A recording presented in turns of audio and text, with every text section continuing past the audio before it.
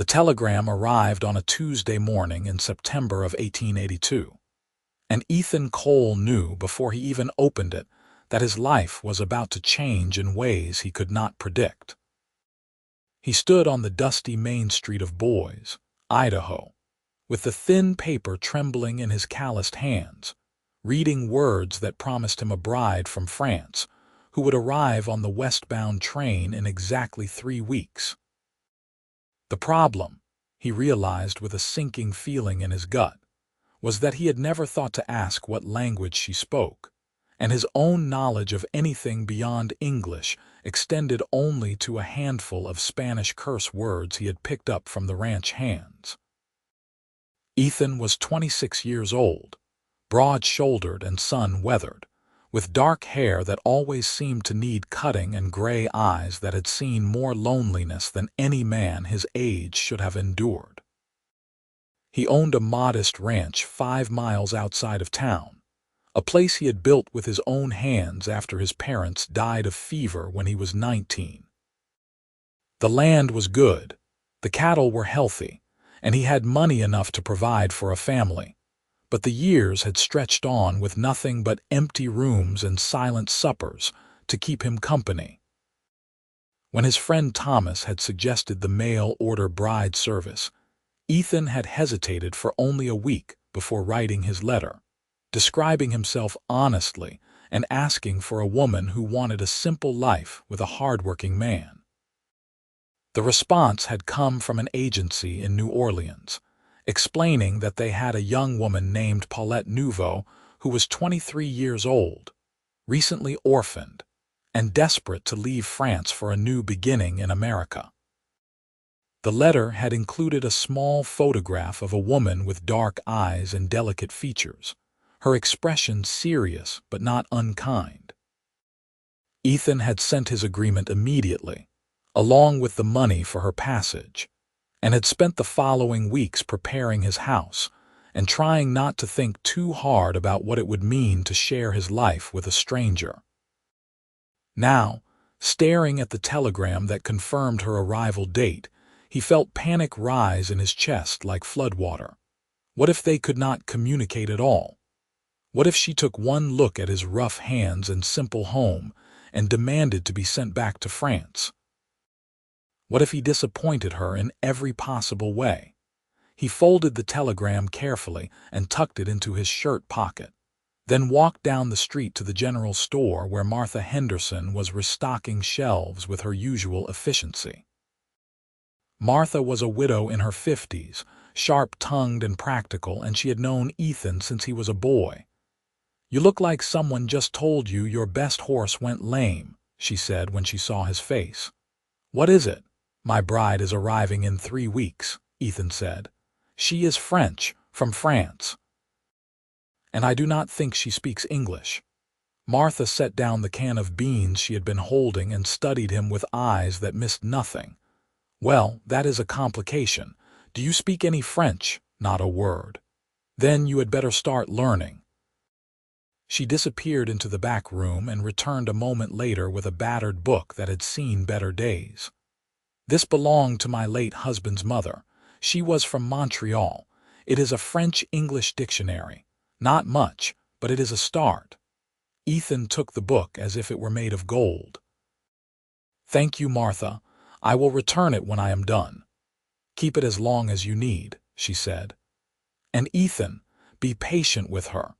Coming to a new country where you do not speak the language, marrying a stranger, that takes more courage than most people have." He nodded, clutching the dictionary, and left the store with a slightly lighter heart. For the next 3 weeks, he worked his ranch during the day and studied the dictionary at night by lamplight, his finger tracing the unfamiliar words, his tongue stumbling over pronunciations that felt foreign in his mouth. He started with simple things. Bonjour, merci, oui, non. Then he moved on to more practical words. Mason for house, manger for eat, dormier for sleep.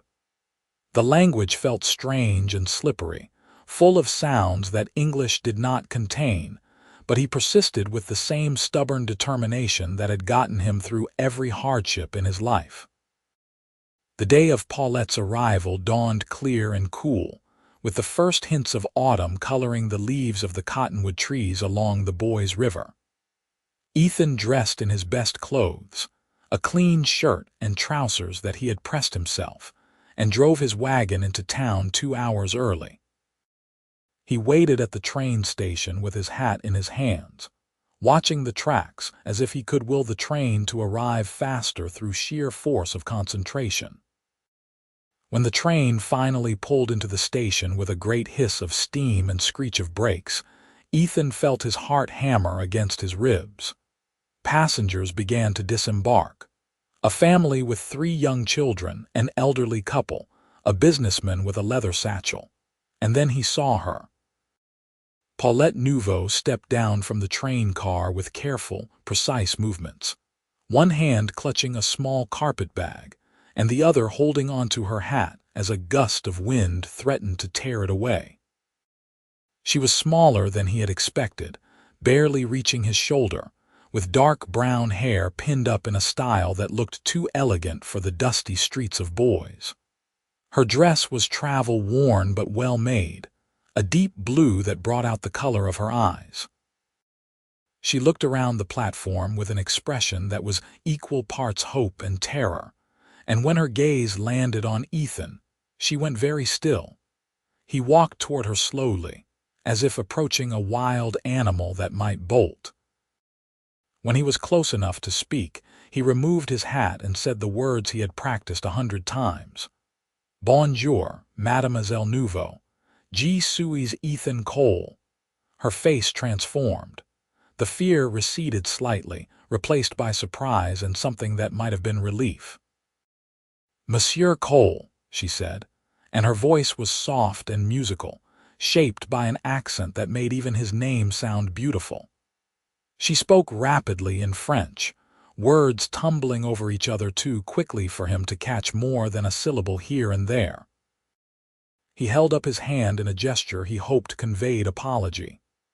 "Je ne comprends pas," he said carefully, hoping he had the pronunciation right.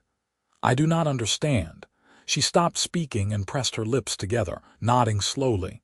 Then she pointed to herself and said, "Paulette." "Paulette," he repeated and allowed himself a small smile. "Ethan. Ethan," she said, and the way she said it, with the emphasis on the second syllable, made it sound like a completely different name. He gestured toward his wagon, and she followed him, her steps small and uncertain on the unfamiliar ground. He helped her up onto the seat, his hands careful and respectful, and placed her carpet bag in the back. As they drove out of town toward his ranch, the silence between them was thick with all the things they could not say. Paulette looked at everything with wide eyes. The mountains in the distance, the sagebrush-dotted landscape, the occasional farmhouse they passed. Ethan found himself trying to see it through her eyes. This wild and empty country that must seem so different from whatever she had left behind in France. He wanted to explain that the land had its own beauty, that the wide sky and clean air could heal a person's soul, but all he could do was drive and hope that she would not regret her decision. When they reached his ranch, he pulled the wagon up in front of the house and climbed down, then turned to help her. She accepted his hand and stepped down carefully, her gaze fixed on the building before her. It was not much. A simple 2-room cabin with a porch that Ethan had added himself, a barn for the horses, a chicken coop, and beyond that, the pastures where his cattle grazed. He had cleaned everything until it shone, had put fresh flowers from Martha's garden on the table, had done everything he could think of to make it welcoming, but now it seemed shabby and inadequate. Paulette walked toward the house slowly, and Ethan followed, his stomach tight with anxiety. He opened the door and gestured for her to enter first. She stepped inside and looked around the main room, which served as both kitchen and living space. There was a cast iron stove, A wooden table with 2 chairs, a rocking chair by the fireplace, shelves lined with dishes and supplies. A doorway led to the bedroom where Ethan had made up the bed with his mother's old quilt. She turned to him and said something in French, her tone questioning. He wished desperately that he could understand, could know what she was thinking. Instead, he pointed to the bedroom and said, "Pour vous." "For you." Then he pointed to the rocking chair and said, "Je vais dormir ici, I will sleep here." Her eyes widened slightly and a faint blush colored her cheeks. She nodded and said, "Merci."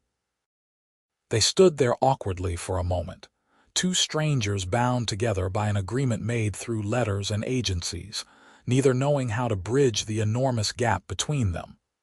Finally, Ethan gestured to the table and said, "Manger. Eat." Paulette nodded, and he could see the exhaustion in her face. She had been traveling for weeks, had crossed an ocean and a continent to get here, and she probably wanted nothing more than to rest. He busied himself at the stove, heating up the stew he had made the night before, and sliced bread from a loaf Martha had given him. When he set the food on the table, Paulette sat down and ate with the careful manners of someone who had been taught proper etiquette, even as her eyes kept drifting closed between bites. After supper, Ethan showed her where the wash basin was, where to find clean towels, how to work the latch on the bedroom door. Then he retreated to the main room and sat in the rocking chair, listening to the soft sounds of her moving around in the other room, the creak of the bed as she lay down. He stayed awake for a long time, the French dictionary open on his lap, studying by the light of a single lamp. He had decided on a plan, simple but sincere. He would learn 3 new French words every night and use them the next day. It was not much, but it was something. If he could learn 3 words a night, in a month he would know 90 words. In 6 months, over 500. Surely that would be enough to have a basic conversation, to begin to understand this woman who was now his wife in name if not yet in truth. That first night he chose 3 words that seemed essential. Belle for beautiful, mason for home, and bienvenue for welcome. He whispered them to himself until he was sure of the pronunciation, then finally allowed himself to sleep, curled up in the rocking chair with a blanket that smelled of hay and horses. The next morning, Ethan woke to the sound of movement in the kitchen and sat up, disoriented for a moment. Paulette was standing at the stove, still wearing her blue dress from the day before, attempting to figure out how to work the cast-iron beast. She looked up when she heard him stir, and their eyes met across the room. "Bonjour," he said, his voice rough from sleep. "Bonjour," she replied, and gestured helplessly at the stove. He got up and showed her how to adjust the damper and add wood to the firebox, how to judge the temperature by holding his hand above the surface. She watched intently, nodding, and when he stepped back, she tried it herself, her movements cautious but determined. Together, they managed to make coffee and fry eggs, working around each other in the small space with careful politeness. When they sat down to eat, Ethan looked at her across the table and said the words he had memorized the night before. Bienvenue and Notter Mason. Vous êtes belle. He was not sure he had gotten the grammar right, but he saw her eyes widen, saw the surprise and pleasure flash across her face. She set down her fork and said softly, "Merci, Monsieur Cole. C'est très gentle." He did not understand most of what she said, but the tone was warm, and he felt a small spark of hope kindle in his chest. Maybe this could work. Maybe, word by word, day by day, they could build something real. After breakfast, Ethan had work to do.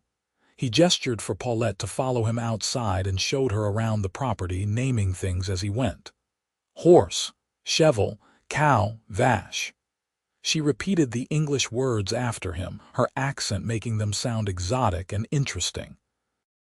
When he pointed to the chickens and said, "Chickens," she laughed for the first time, a sound like bells, and said, "Poulets." "Poulets," he repeated, and she nodded, still smiling. He had to ride out to check on his cattle that day, and he was not sure what to do with Paulette. Should he take her with him? Leave her at the house? In the end, he gestured to the horse and raised his eyebrows in question. She looked uncertain but nodded, and he saddled up his gentlest mare for her. It turned out that Paulette could ride, though her style was different from the casual Western seat he was used to. She sat straight-backed and elegant, and he found himself watching her more than the trail. They rode out across his land, and Ethan pointed out the boundaries of his property, the creek where the cattle drank, the stand of pine trees where he sometimes hunted for deer. Paulette took it all in with quiet attention, occasionally asking questions in French that he could not answer. When they stopped to rest the horses by the creek, she dismounted and walked to the water's edge, kneeling down to trail her fingers through the current. Ethan watched her from a distance, this woman who was his wife but still a mystery. She looked small and out of place in this vast landscape, but there was a strength in the set of her shoulders, a determination in the way she had tackled every new challenge without complaint. He thought about what Martha had said, about the courage it took to come here, and he felt a surge of respect for Paulette Nouveau. That night, after another quiet supper of shared gestures and half-understood phrases, Ethan sat down with his dictionary again. He chose 3 new words: travail for work, apprendre for learn, and ensemble for together. He practiced them until they felt comfortable in his mouth, then went to sleep on the rocking chair, dreaming of a future where words were not obstacles but bridges. The days fell into a rhythm. Ethan would wake early, and Paulette would already be up, having figured out the stove and started coffee. They would eat breakfast together. Then Ethan would do his ranch work while Paulette explored the house and began to make it her own. She cleaned and organized, found the sewing kit he barely knew how to use and began mending his clothes, discovered the small garden plot behind the house and started pulling weeds. In the evenings, they would sit together at the table, and Ethan would try out his 3 new words from the night before while Paulette attempted English words she had been learning from the few books on his shelves. "Travail," he said one night, pointing to his hands with their calluses and scars. "Work, work," she repeated, then pointed to the shirt she had been mending. "Travail, G. Travail aussi." She pantomimed sewing, and he understood. "I work too." "Oui," he said, nodding. "Nous travaillons ensemble, we work together." "Together," she said carefully. "Ensemble." Each night, Ethan chose his 3 words carefully, trying to build a vocabulary that would let him express the things that mattered. He learned words for the weather, for food, for animals. He learned words for emotions: heureux for happy, triste for sad, fatigué for tired.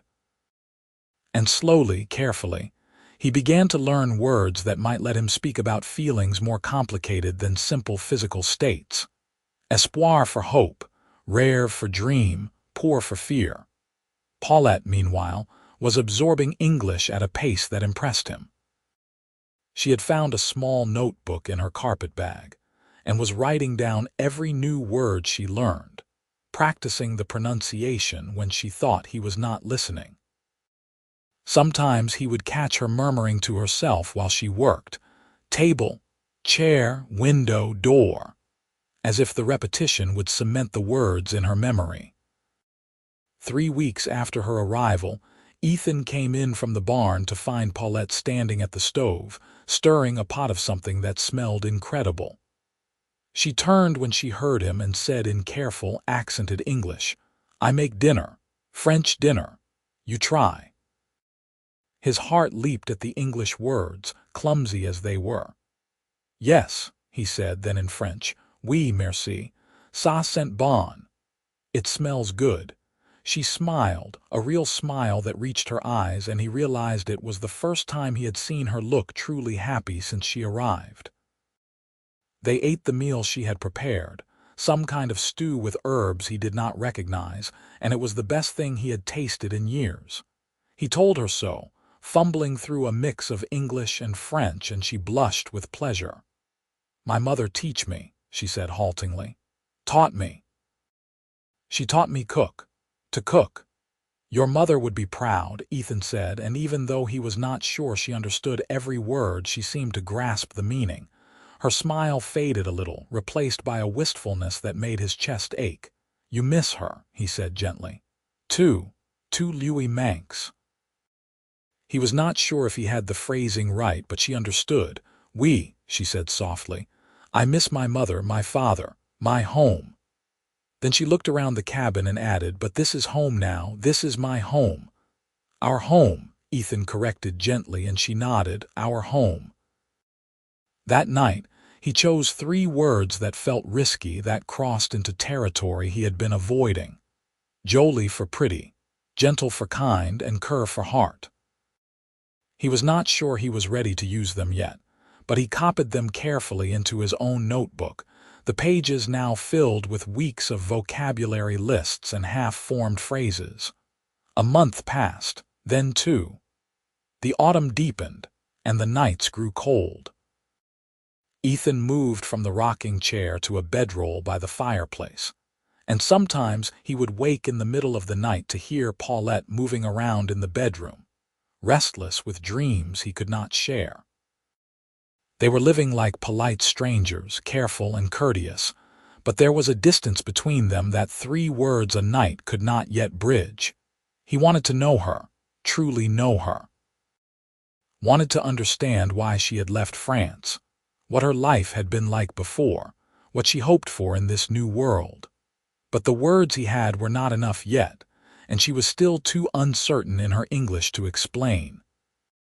So they continued in their careful dance, learning and adapting and trying not to think too hard about the fact that they were married but not truly husband and wife. One evening in late October, Ethan came in from a long day of repairing fence posts to find Paulette sitting at the table with tears streaming down her face. She was holding a letter, the paper thin and covered in elegant handwriting, and she looked up at him with such sorrow that he forgot every word of French he had ever learned. "Paulette," he said, crossing the room quickly. "What is it? Qu'est-ce qui ne va pas?" She tried to speak, to explain, but the words came out in a torrent of French too rapid for him to follow. He caught a few words: "Pierre, mort, Seul, father, death, alone," and his heart sank. He pulled a chair close to hers and sat down, and without thinking he reached out and took her hand. She gripped his fingers tightly, as if he were the only solid thing in a world that had just shifted beneath her feet, and continued to speak in French, her voice breaking. Ethan understood only fragments, but the meaning was clear enough. Someone she loved had died, and the letter had just reached her with the news. "I am sorry," he said, inadequate as the words were. "Je suis désolé, I am so sorry." She looked at him, and he saw in her eyes all the loneliness and grief she had been holding back since she arrived. "My uncle," she managed in English. "The only family I have left had left. Now I have no one." "You have me," Ethan said, and the words came out more intense than he had intended. He squeezed her hand gently. "To me as you have me." Paulette let out a sound that was half laugh, half sob. "You are kind, gentle, but you do not know me.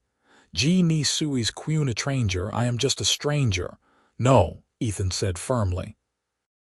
He struggled to find the words, pulling from his weeks of study, mixing English and French in a way that probably made no grammatical sense, but that carried the emotion he needed to express.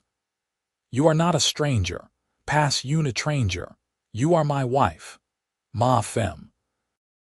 You are brave and strong, and you work hard, and you make my house a home, and I." He paused, feeling heat rise to his face. "I am grateful you are here. Je suis reconnaissant. She stared at him and then, slowly, her expression softened. She said something in French, so quietly he almost missed it. Tu es un homme bon, Ethan Cole. He did not need a dictionary to understand that. You are a good man.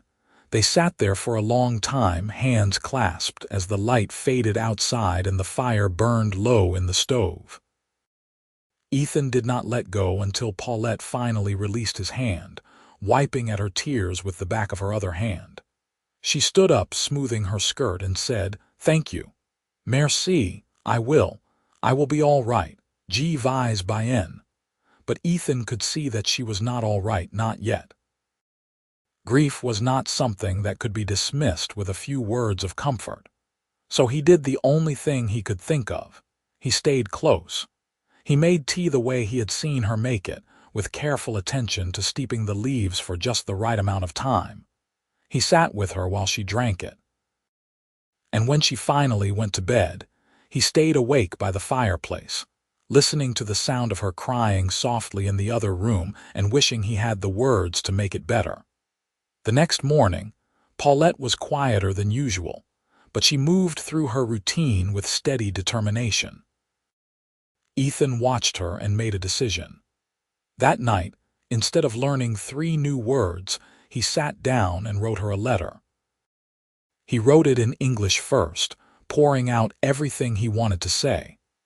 That he admired her courage, that he was honored to have her in his home, that he understood what it meant to lose family because he had lost his own. That he wanted her to know she was not alone anymore, that he would do everything in his power to make her happy and give her a good life. Then, painstakingly, he translated it into French using his dictionary, checking and rechecking each word to make sure he had it right. It took him hours, and his head ached by the time he finished, but when he was done, he had a letter that said what his limited vocabulary could not yet express in conversation. He left it on the table for her to find in the morning, weighted down with a smooth stone he had picked up from the creek, because it was pretty and he thought she might like it. When he woke the next day, Paulette was standing by the table, the letter in her hands, reading it with an expression he could not decipher.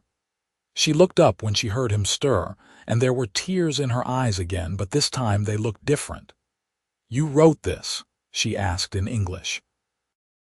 "All this you wrote, oui," he said, feeling suddenly self-conscious.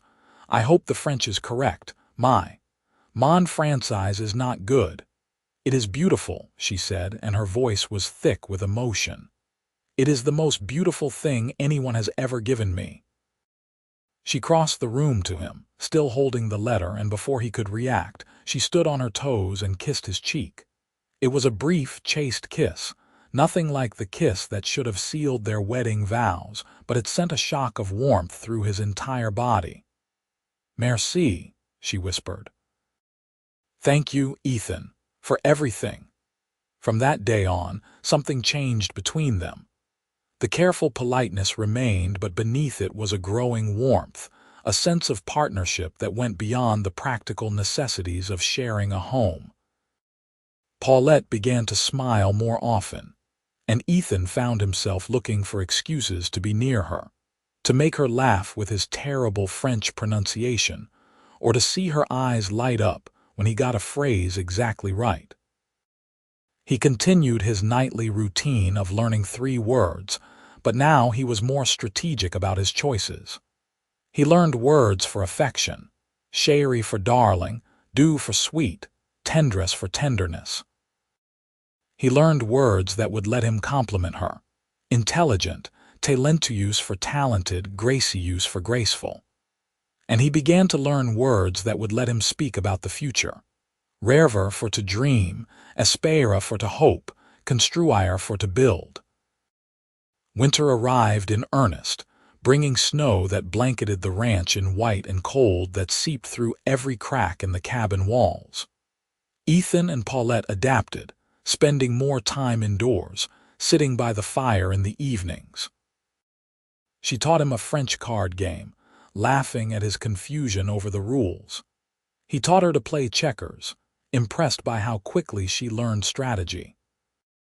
They read together from his small collection of books, taking turns, she in French from a volume she had brought with her, he in English from a battered copy of Washington Irving's stories. Sometimes, in the quiet moments, Ethan would watch her in the firelight and feel something unfamiliar expanding in his chest. It was more than attraction, though he was certainly attracted to her, had been since the moment he saw her step off that train. It was deeper than that, something that had grown slowly over the months of learning to communicate, of discovering the person behind the language barrier. He thought it might be love, but he was afraid to name it, afraid that speaking it aloud would somehow break the spell. One night in December, a particularly fierce storm rolled in, bringing wind that howled around the cabin and snow that piled up against the door. Ethan woke in the middle of the night to the sound of Paulette crying out in the bedroom. He was on his feet instantly, crossing the room and pushing open the door without thinking. Paulette, ça va, she was sitting up in bed, her face pale in the darkness, breathing hard. A dream, she said in English. Just a dream, uncaukemmer. A nightmare, he said, understanding. He should leave, should give her privacy, but something in her expression stopped him. Do you want to talk about it? Enview to parlor. She shook her head, then changed her mind and nodded. I dreamed I was back in France, but everything was wrong. My parents were alive, but they did not know me. I tried to tell them who I was, but the words would not come. And then I was here, but you were gone, and I was alone in this big empty place, and I did not know what to do. Her English was getting better every day, but the emotion in her voice transcended language. Ethan sat down carefully on the edge of the bed, maintaining a respectful distance. You are not alone, he said firmly. Je suis ici, I am here, and I am not going anywhere, promise, she asked, and she sounded young and scared. I promise. Je promise. She looked at him for a long moment, and then she did something that took him completely by surprise. She reached out and took his hand, guiding it to rest against her cheek. You are warm, she said softly. Real. I needed to know you were real. Ethan's breath caught in his throat. Her skin was soft beneath his palm, and he could feel the dampness of tears on her cheek. Very gently, he brushed his thumb across her cheekbone, wiping the tears away. I am real, he said, his voice rough. And you are safe. Tout est en sécurité. They stayed like that for several heartbeats, his hand cradling her face, her eyes locked on his.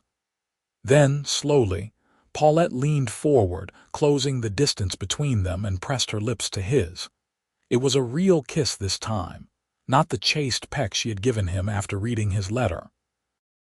It was tentative and questioning, but beneath that was a warmth that made Ethan's entire world narrow down to the point where their mouths met. He kissed her back carefully, not wanting to push too hard, not wanting to scare her, but unable to hide the feelings that had been building for months. When they finally broke apart, both of them were breathing harder. Paulette's eyes were wide, and she touched her fingers to her lips as if surprised by what she had just done. I am sorry, she began, but Ethan shook his head. Do not apologize. Ni t'excuse pas. He searched for the words in French, wanting to get this right. J'ai voulu faire ça depuis longtemps. I have wanted to do that for a long time. Her eyes widened further, and then a smile spread across her face, shy but genuine. Vraiment, really.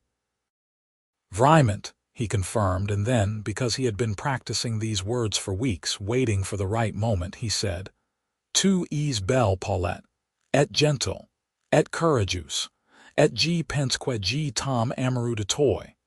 You are beautiful, Paulette, and kind, and brave. And I think I am falling in love with you. He watched her face as she processed the words, saw the moment they registered, saw the joy that bloomed in her expression. She launched herself at him, wrapping her arms around his neck, and kissed him again, this time with no hesitation at all. "Je t'aime," she said against his lips. "I love you. Je t'aime, Ethan." They fell asleep that night curled together in the bed that had been hers alone, the storm raging outside but everything warm and safe within the circle of each other's arms. When Ethan woke in the morning, he found Paulette still asleep beside him, her dark hair spread across the pillow, one hand resting on his chest. He lay there and watched her breathe, feeling a contentment so profound it almost frightened him. From that night on, they were truly husband and wife in every sense of the word. The physical intimacy brought them even closer, but it was the emotional connection that Ethan treasured most. They continued to learn each other's languages, but now they had other ways to communicate as well. The touch of a hand, the warmth of a smile, the shared laughter over small domestic moments. Christmas came, and Ethan surprised Paulette with a gift he had been working on in secret. A small wooden box he had carved himself, with flowers on the lid. Inside, he had placed a new French-English dictionary, much nicer than the battered one Martha had lent him, and a letter explaining in both languages how much her presence had transformed his life. Paulette cried when she opened it, but they were happy tears this time. Her gift to him was more practical, but no less thoughtful. A new shirt she had sewn from fabric she had somehow acquired during her rare trips into town, with careful embroidery on the collar in a style she said was traditional in her region of France. "So you carry a piece of my home with you," she explained, "and I carry a piece of your home with me." She showed him the wooden box, which she had already filled with small treasures. The smooth stone from his first letter, a dried flower from the garden, a button from one of his old shirts that she had replaced. They spent Christmas Day together, just the two of them, cooking an ambitious meal that combined American and French traditions in ways that sometimes worked and sometimes did not, but that made them both laugh. That night, as they sat by the fire, Paulette taught Ethan a French Christmas carol, and he taught her Silent Night in English. Their voices blended together, neither perfect but both sincere, and Ethan thought he had never been happier in his entire life. The new year of 1883 arrived with more snow and bitter cold, but inside the cabin, everything was warmth and light. Ethan's vocabulary had grown to the point where he could hold real conversations in French, though he still stumbled over complicated grammar and obscure words. Paulette's English was nearly fluent now, with only her accent to mark her as a foreigner. They slipped between languages without thinking, sometimes starting a sentence in one and finishing in the other. In February, Paulette came to him with news that made his heart leap. She thought she might be pregnant. They waited another month to be sure, and then they made a trip into town to see the doctor, who confirmed that Paulette was indeed expecting a baby, due sometime in late September or early October. Ethan was overwhelmed with joy and terror in equal measure. He wanted this child more than he had known it was possible to want something, but he was also acutely aware of all the ways things could go wrong.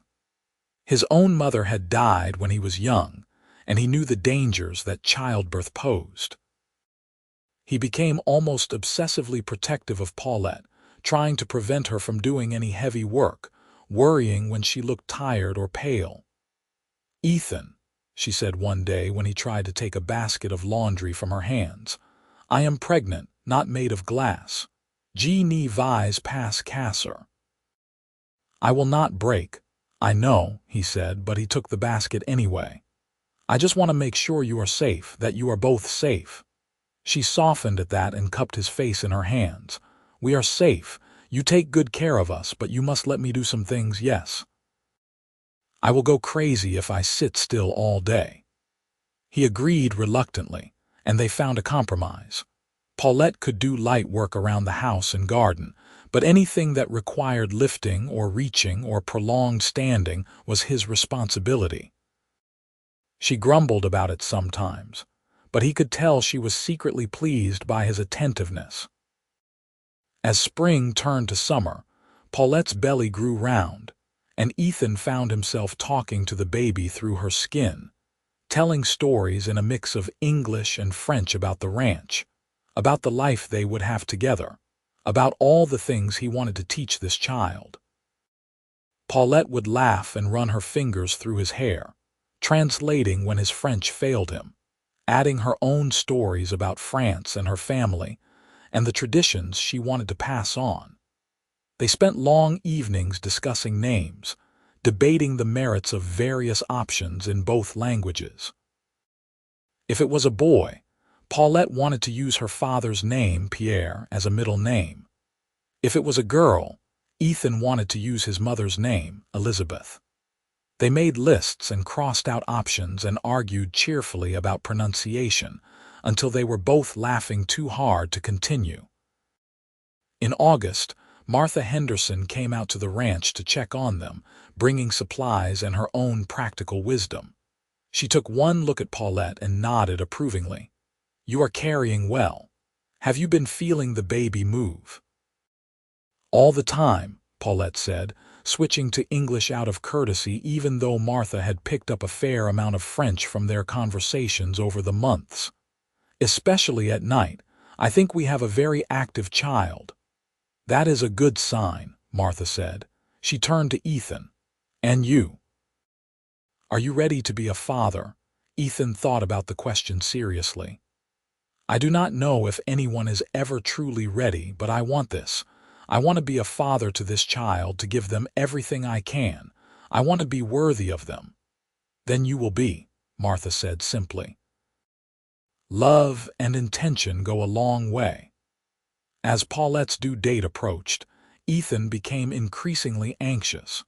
He had sent word to the doctor and boys, and Martha had agreed to stay at the ranch when the time came to assist with the birth. Everything was prepared. Clean linens, hot water, the cradle that Ethan had built with his own hands and that Paulette had lined with soft blankets. But still, he could not shake the fear that something would go wrong. "Mon cœur," Paulette said one evening, using the endearment that made his chest warm every time he heard it, "you must stop worrying so much. What will be, will be. Que sera, sera.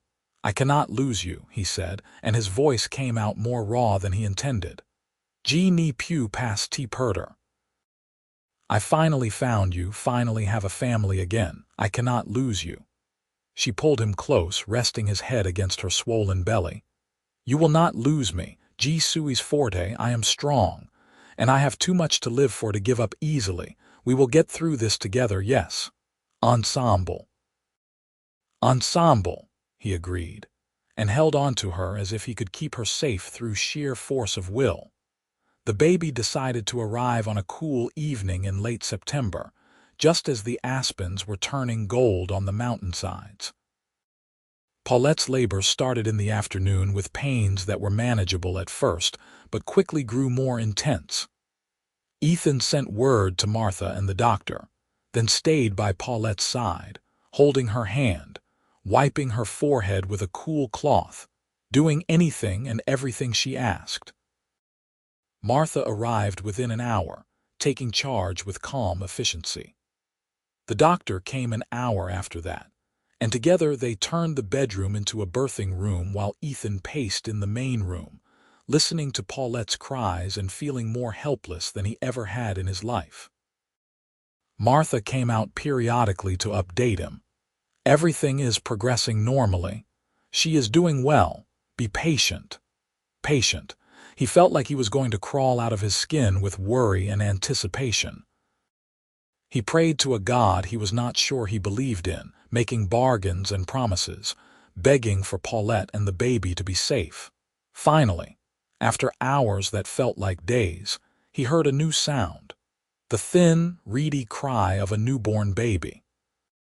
His knees went weak with relief, and he had to grab onto the table to steady himself.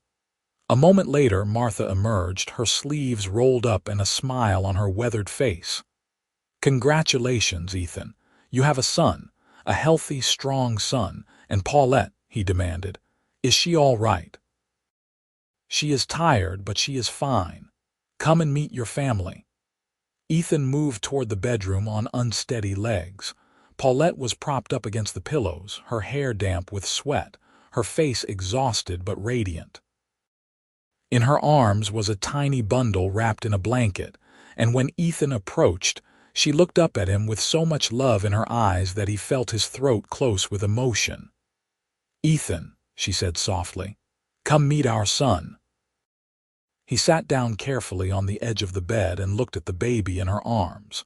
The child was red-faced and squalling, with a shock of dark hair and tiny fists waving in the air. He was the most beautiful thing Ethan had ever seen. "Can I hold him?" he asked, and Paulette carefully transferred the baby into his arms.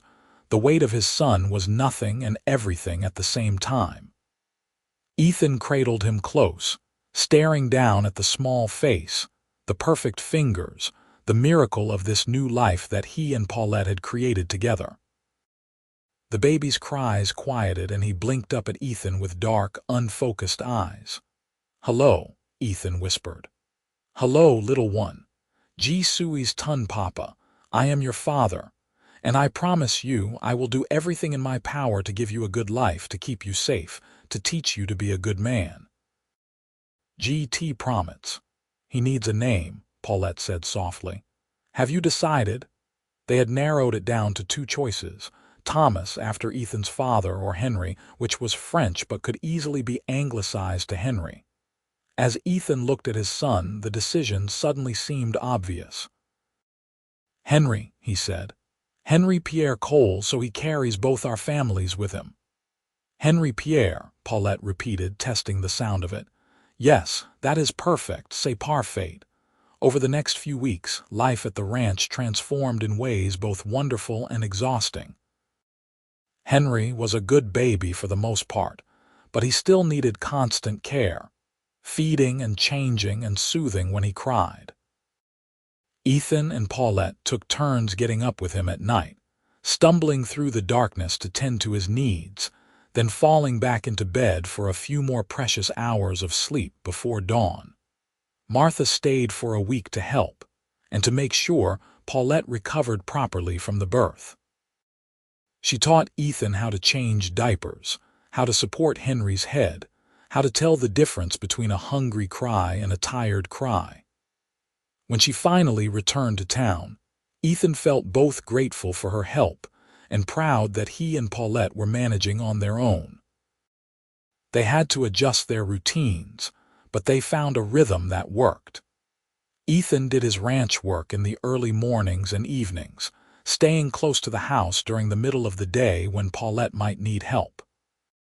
Paulette navigated the challenges of nursing and caring for an infant with the same determination she had shown in learning English and adapting to life in Idaho.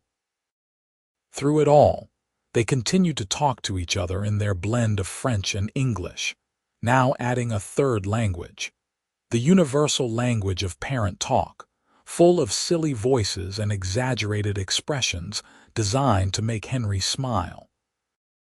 When the baby gave them his first real smile at 6 weeks old, both Ethan and Paulette cried with joy. As Henry grew, he became the center of their world. Ethan would come in from working with the cattle to find Paulette singing French lullabies to the baby, her voice soft and sweet. Or he would catch her laughing at Henry's attempts to grasp at toys, narrating his adventures in a mix of languages. "Oh, you want the rattle, la hatchet. Here you go, mon petit. There you are, my little one." In the evenings, after Henry was asleep, Ethan and Paulette would sit together by the fire, exhausted but content. Sometimes they talked about the future, about expanding the ranch, about possibly having more children someday. Sometimes they just sat in comfortable silence, holding hands, marveling at how much their lives had changed in just over a year. You remember when I first arrived? Paulette asked one night. When you could barely say 3 words in French, Ethan laughed. I remember being terrified that you would take one look at me and demand to go back to France. I was terrified too, she admitted. I had no idea what I was getting into, marrying a stranger and moving to a place I had never seen. But I knew I had to be brave, had to try to make a new life. I am glad you were brave, Ethan said, pulling her closer. I cannot imagine my life without you now. Sans toi, je ne serais rien. Without me, you would be nothing, she translated, teasing. That is a bit dramatic, mon cœur. Maybe, he conceded, but it is true. You made this house a home.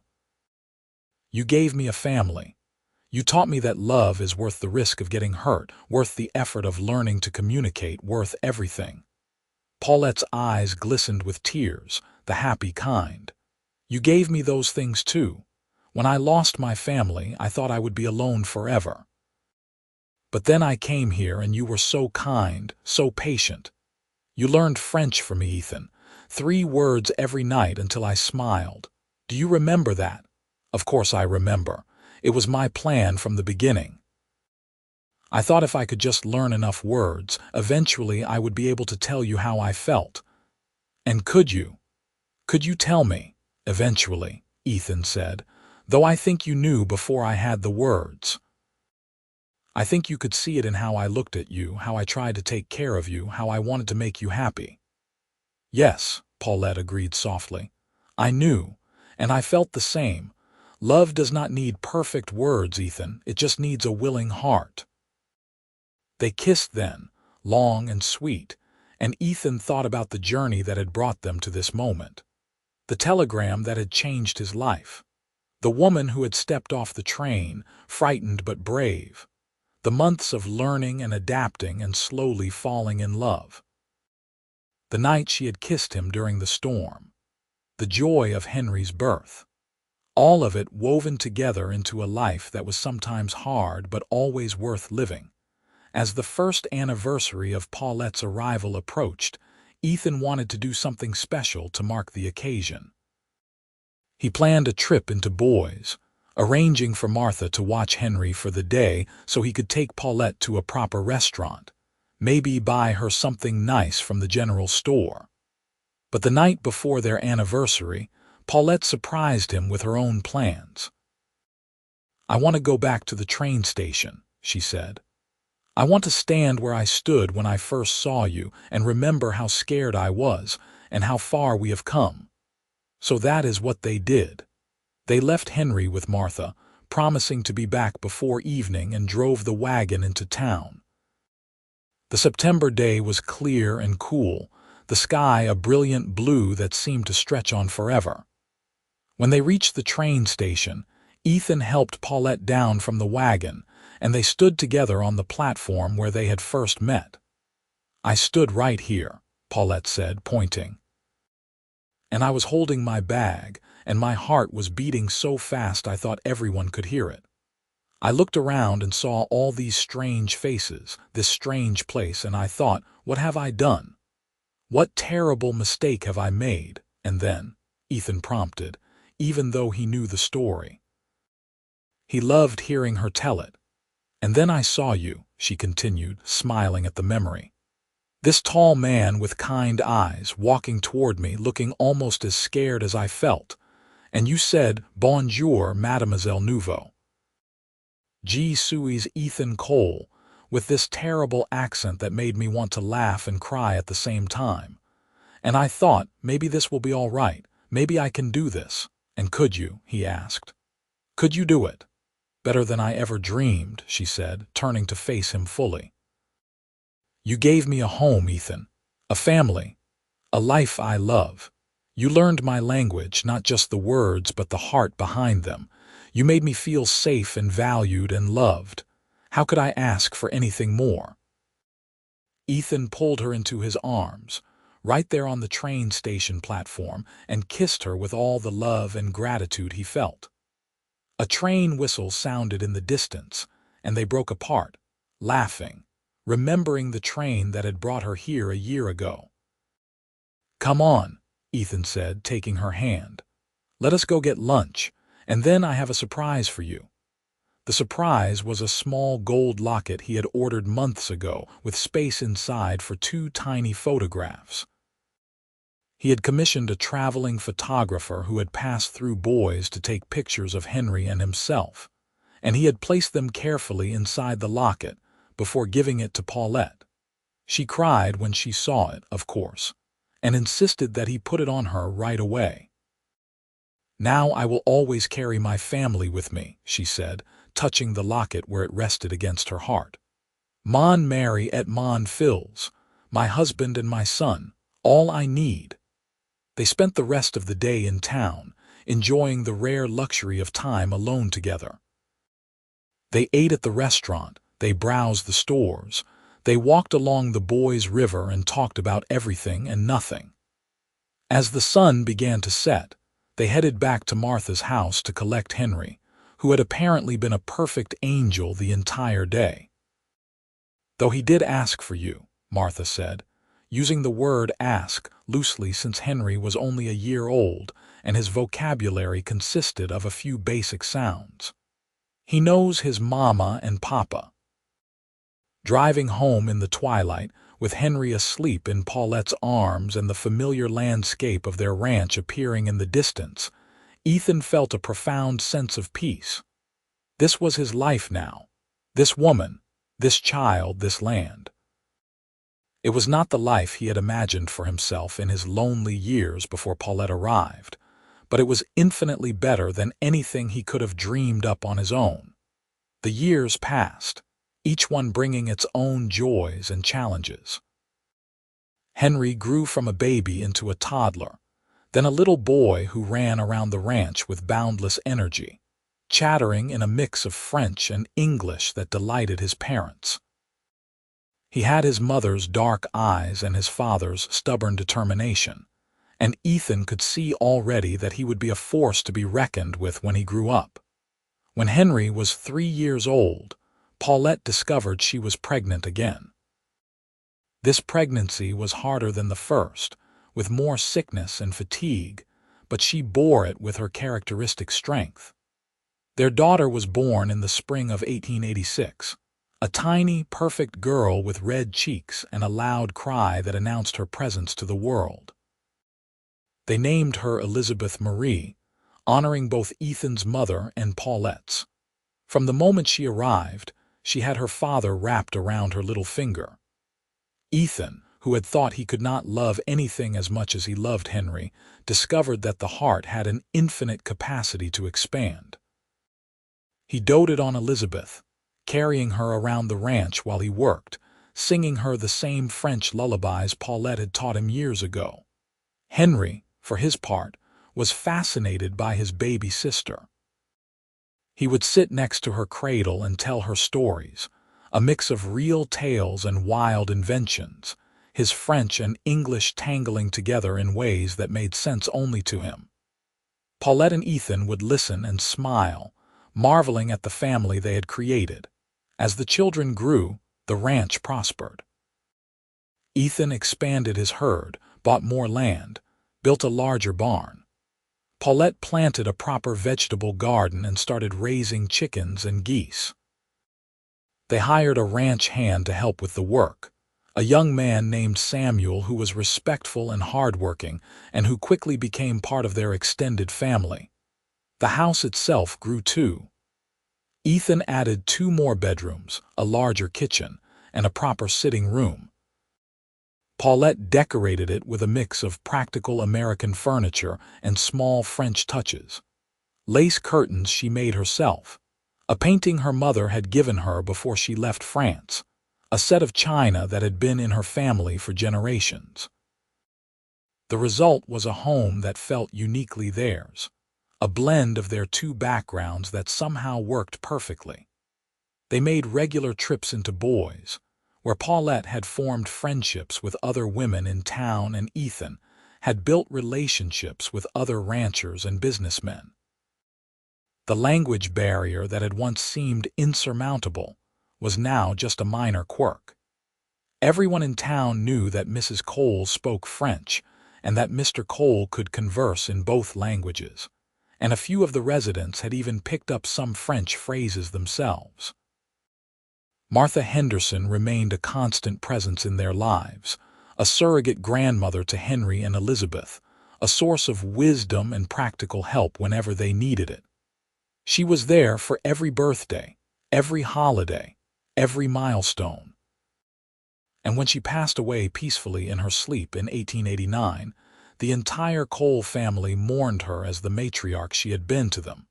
Through it all, Ethan never forgot the practice that had started everything, learning 3 words a night. Even after he became fluent in French, even after Paulette's English was indistinguishable from a native speaker's except for her accent, he maintained the habit. Now, instead of learning new words, he would choose 3 words each night and use them to tell Paulette something. 3 words to describe his day, 3 words to express his love, 3 words to dream about the future. Today, he might say, I thought about how much I love watching you with the children. You are such a good mother, patient, loving, strong, patient, affectueuse, forte. Or, tonight I am grateful for 3 things. You, Henry and Elizabeth. Toy Henry et Elizabeth. Ma familo, my family. Paulette would always smile when he did this, remembering the early days when 3 words were all he could manage, when he had worked so hard just to be able to say good morning and thank you, and you are beautiful. She would often respond with her own 3 words, sometimes in French, sometimes in English, always from the heart. By the time they celebrated their 10th wedding anniversary in 1892, Henry was 9 years old and Elizabeth was 6. The children were fluent in both languages, switching between them with ease, and they were being raised with the best of both their parents' cultures. Henry had his father's work ethic and his mother's quick mind, while Elizabeth had her father's determination and her mother's grace.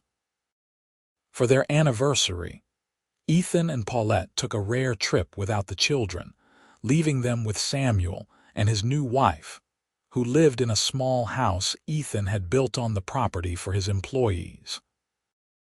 They traveled to Sun Valley, staying in a small hotel and spending 3 days doing nothing but enjoying each other's company. On their last night, as they sat on the porch of the hotel watching the sunset, Paulette leaned her head on Ethan's shoulder and said, "Do you ever think about that first year, when we could barely talk to each other, all the time?" Ethan admitted. "I think about how terrified I was, how certain I was that I would fail you somehow. And I think about how every day, little by little, we learned to understand each other, not just the words, but the people behind them. I fell in love with you during those months," Paulette said softly. "Before we even kissed, before we became truly husband and wife. I fell in love with your patience, your kindness, your determination to make me feel welcome even when it was hard. I fell in love with the way you looked at me like I was someone precious, like I mattered. You did matter. You do matter, vous comptez. You are everything to me, Paulette. You and the children, you are my whole world, and you are mine," she replied. "Mon monde, mon cœur, mon amour, my world, my heart, my love." They sat in comfortable silence for a while, watching as the sky turned from gold to pink to deep purple. Finally, Ethan spoke again, using the ritual that had become their own personal tradition. "3 words for tonight," he said. "Reconnaissance, gratitude, joie, joy, and amour, love. Always love." "That is 4 words," Paulette pointed out, laughing. "Then I have exceeded my goal," Ethan said with a grin. "I must be getting better at this." "You are the best," she said, and kissed him as the first stars began to appear in the darkening sky. The years continued to unfold, bringing changes but also continuity. In 1894, Paulette gave birth to their 3rd child, a boy they named Thomas after Ethan's father. He was a happy, easygoing baby who seemed content to watch the world go by with wide, curious eyes. Henry doted on him, taking his role as big brother seriously, while Elizabeth enjoyed having someone smaller than herself to mother. The ranch continued to thrive, and Ethan's reputation as a fair and honest rancher spread throughout the region. He employed several men now, paying them well and treating them with respect, and his cattle were known for their quality. Paulette, meanwhile, had started teaching French to some of the children and boys, holding classes twice a week in their home. It gave her something of her own beyond being a wife and mother, a way to share her heritage with the next generation. As the new century approached, Ethan and Paulette found themselves becoming the older generation. Henry was 17 and courting a nice girl from town, talking about his plans to expand the ranch or maybe start his own.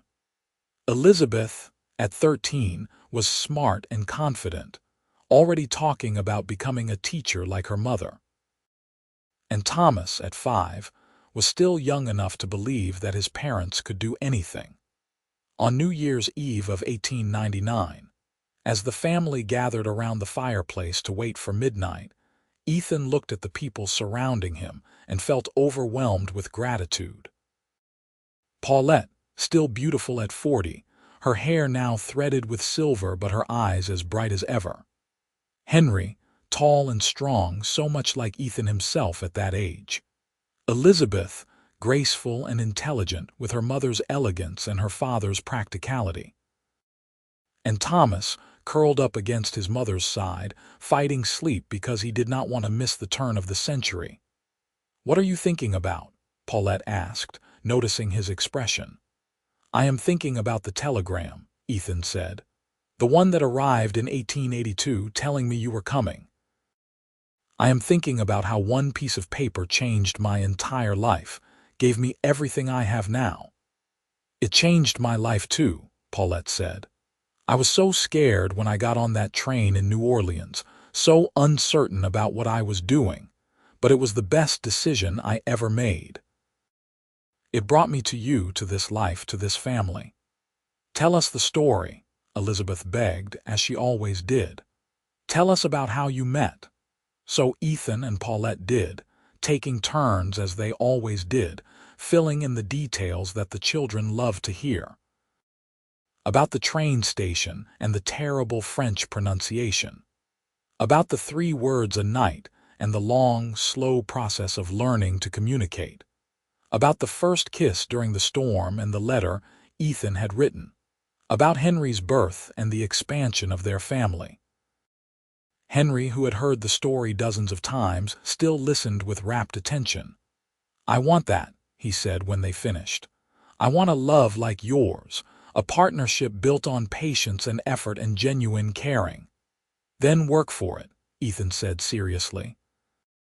"Love is not something that just happens. It is something you build day by day, word by word, choice by choice. Your mother and I, we had a lot of obstacles to overcome, but we chose to overcome them together, and that made all the difference." "Choose someone who makes you want to be better," Paulette added. "Someone who challenges you but also supports you. Someone you respect as much as you love. That is what I found with your father, and it has made every day of the last 17 years worth living."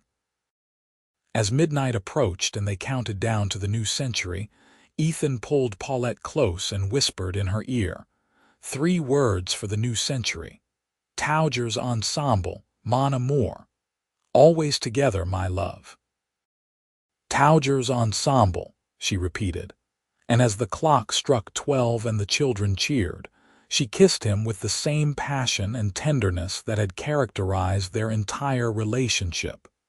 The 20th century brought its own challenges and changes. Henry married his sweetheart in 1902, and they built a house on the coal ranch, choosing to stay close to family rather than striking out on their own. Elizabeth went to college in Boise, studying to become a teacher, and returned to teach at the local school. Thomas, meanwhile, showed an aptitude for working with horses that made his father proud. Through it all, Ethan and Paulette remained the foundation of the family.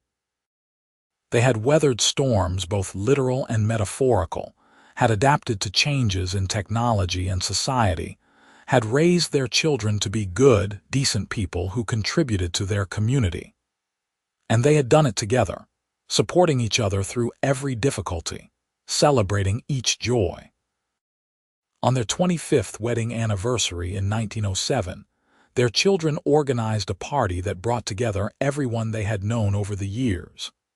Friends from town, neighboring ranchers, Paulette's French students, Henry's in-laws, Elizabeth's fellow teachers.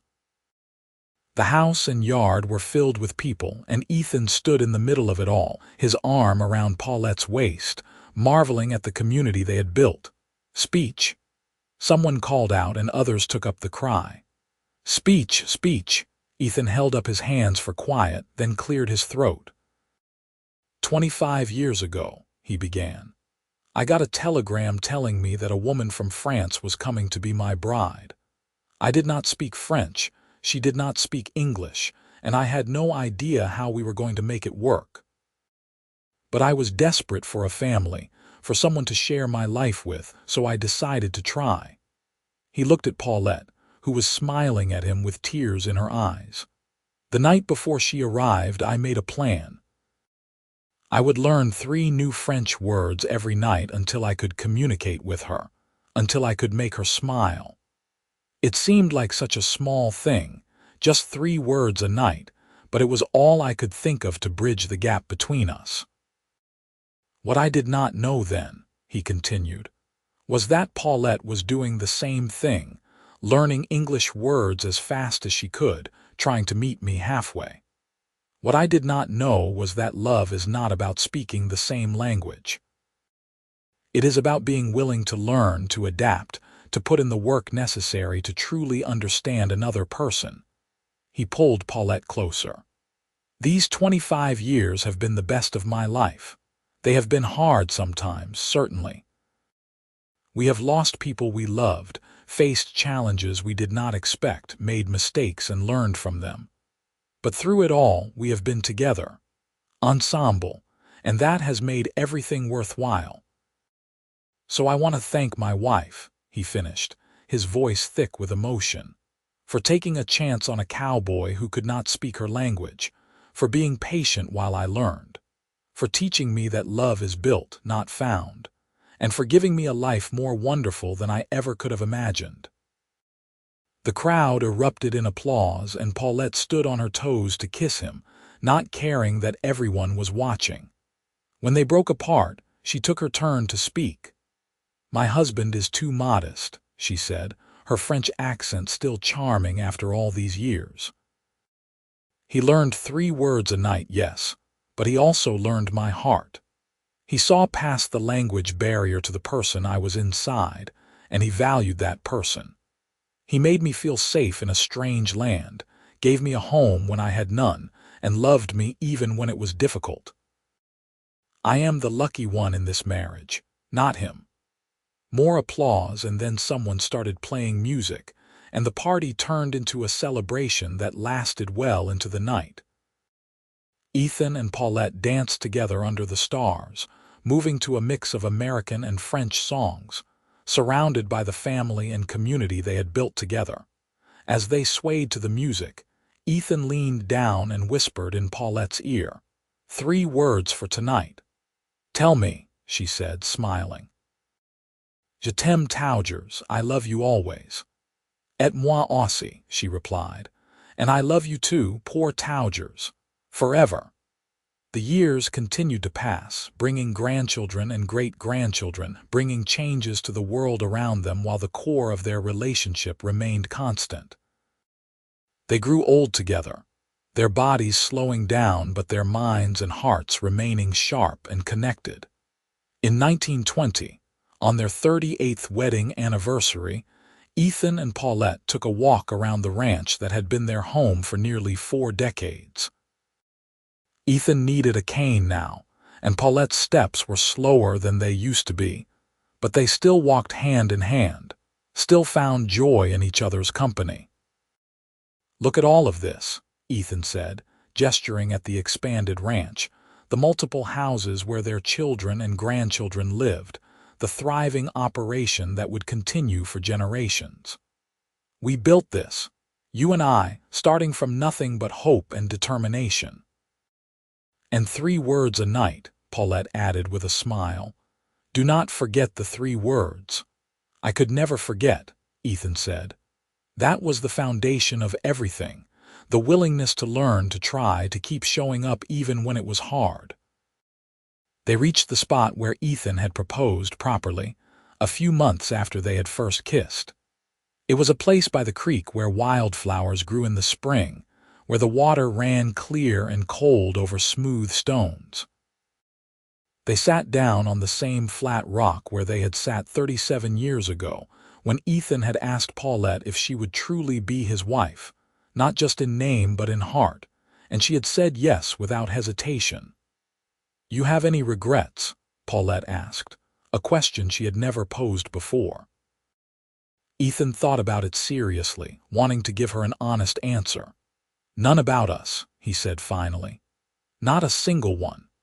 Every choice I made that brought me closer to you, every hard day we worked through together, every moment of joy and sorrow, I would do it all again exactly the same way. The only regret I have is that we will not have forever, that eventually one of us will have to say goodbye to the other." Paulette squeezed his hand. "Then let us make the most of the time we have left. Let us continue to love each other well, to say the things that matter, to not take a single day for granted." "I can promise you that," Ethan said. "GT promise, I promise you." They sat there for a long time, watching the water flow by, listening to the birds sing in the trees, feeling the warmth of the sun on their faces and the strength of each other's presence. And when they finally stood to walk back to the house, Ethan pulled Paulette close and said his 3 words for the day. "Today, tomorrow, forever," he said in English. Then in French, "Aujerd Huey demain Taugers." "Forever." Paulette agreed, and they walked home together, their steps matched, their hearts beating in unison, their love as strong as it had been on the day a frightened Frenchwoman stepped off a train and into the arms of a cowboy who had learned 3 words a night until she smiled. Ethan Cole lived to the age of 72, passing peacefully in his sleep with Paulette by his side in the spring of 1928.